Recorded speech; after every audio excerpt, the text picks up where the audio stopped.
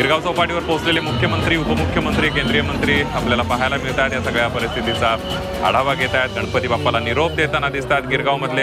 ही दोन्ही दृश्य आपण बघतोय। एक सुंदर अशी भव्य मूर्ती गिरगाव चौपाटीवर पोहोचलेली आहे। तर दुसरीकडे मुख्यमंत्री पुष्पवृष्टी करतायत। मुख्यमंत्री देवेंद्र फडणवीस आणि उपमुख्यमंत्री एकनाथ शिंदे, रामदास आठवले हे गणपती बाप्पाच्या मूर्तीवर पुष्पवृष्टी करताना आपल्याला पाहायला मिळतात।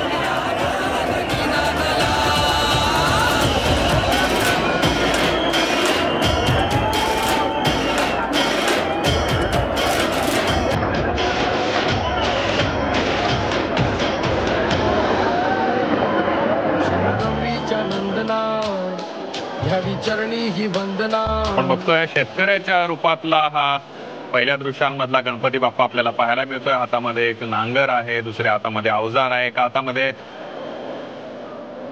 धान्याचं कणीस घेतलेला आपल्याला बाप्पा दिसतोय।